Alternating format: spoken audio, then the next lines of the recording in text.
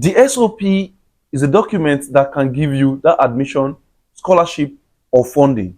I've written over 20 SOPs and I have this to say about SOPs. This is Gamaliel from Research Prodigy, and in this video, I want to show you the step-by-step process of writing a winning SOP. In an SOP, you want to get the reader engaged in what you are writing. You want to craft a compelling story that would make them, okay, I consider you. You want to write a story that make them consider you for the admission, consider you for the funding, consider you for opportunities and scholarship. You wouldn't want to write an ordinary SOP. You could start with a problem. Start with a problem. For instance, you are identifying a problem in your country and you are stating it with metrics and facts. You are stating it with facts. You are stating it with metrics. Let me give you an example. The situation of poverty in so and so country is over 70%. And a whole lot of children are not able to buy pads, take care of their sanitation, and all of that. This is a problem. You have stated a problem, you have brought out the metrics, and to make it more exciting, you could say, according to WHO, this set of students or children in this country are not, and make sure it is accurate. You are stating a problem and you are putting in the metrics, the numbers to back what you are saying. The reader will say, wow. Or you could go in this dimension. Let's say you're writing about, or you're discussing about cancer. You could say, okay, you had a friend you loved so much, you shared a lot with this person, he put you through, if financially, academically, and what have you.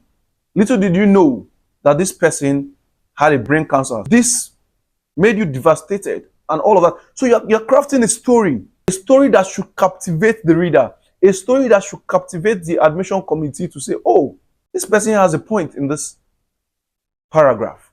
Let's read further and know what happened at the end. So it's just like you're watching a movie and the movie starts well. You want to know what happened at the end. Or you just watched a series and the season 1 is so beautiful that you can't even miss or wait to watch the season 2. Now that is how your first paragraph should be.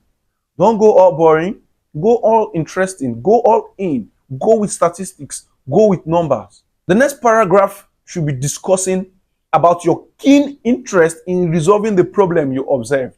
For example, in resolving the poverty problem in so and so country, I was able to set up an initiative. I was able to set up an opportunity that lifted or raised the youths out of that poverty scope in my community. State numbers, 100 youths, using the empowerment scheme I developed alongside with other people. So this is a story, right? Now, if it's for the cancer, it made me have keen interest in developing the cure to brain cancer. You could see that you are trying to bring the problem, you're trying to show your interest in solving that problem. You see that it's two things. You have brought the problem and you're trying to show your interest in solving that problem. The third thing is to state what you are currently doing to resolve that problem. Now, for instance, the cancer, have you done research on how you could cure cancer? Have you met with other colleagues across fields in different countries? What have you done? Have you attended series of seminars? Have you done extensive research on this particular problem? Have you collaborated with this and that and who and he? That is what you need to show in that third paragraph. You have shown the problem, you have shown your interest. Now, what are you doing to resolve it? That is your third paragraph. Yes, very, very important is your academic background. What have you studied in relation to this problem you are trying to solve, right? You state what you have studied, say biochemistry, right?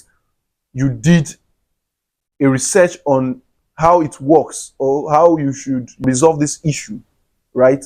You state the objectives. You state additional courses that you have taken in relation to what you are trying to solve. You know, they say if you face any problem head on with the right strategy, you overcome the problem. Now, you are trying to put this in writing because you have to be compelling enough to get that admission, to get that funding, to get that scholarship.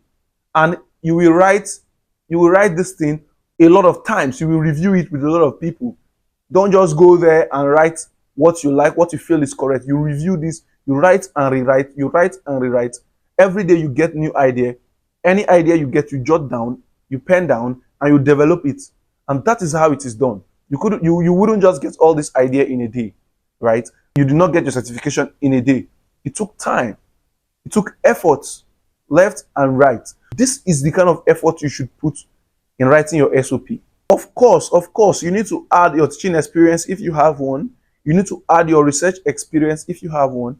You need to add your skills, digital skills you acquired along the line, your certifications. Then more importantly, if you took standardized tests like GRE, like IELTS, like Duolingo English test, like TOEFL, you went a step ahead to write those. It's of great importance in this SOP because it shows your commitment. It shows who you are. It shows your authenticity in pursuing this your dream. Of course, you need to add your work experience. If you have done a lot of work in this field, if you have done a lot of research in this field, you need to add it. Another very important point is to state the relevance of this school to your pursuit. For example, if the school says in their website that they are research oriented, they have made over 100 professionals, they bring professionals together. Now, this is where what you leverage on. You would say because the school is a world-class school, you believe the school can help you push this your ambition, pursue your ambition to the limits. You could add that it will allow you link up with professionals in the field and of course help you achieve your goal in no distant time. Then the concluding paragraph should state that you are happy for their consideration, you are happy and expecting a positive feedback from them, which will be in form of an admission, funding, or scholarship.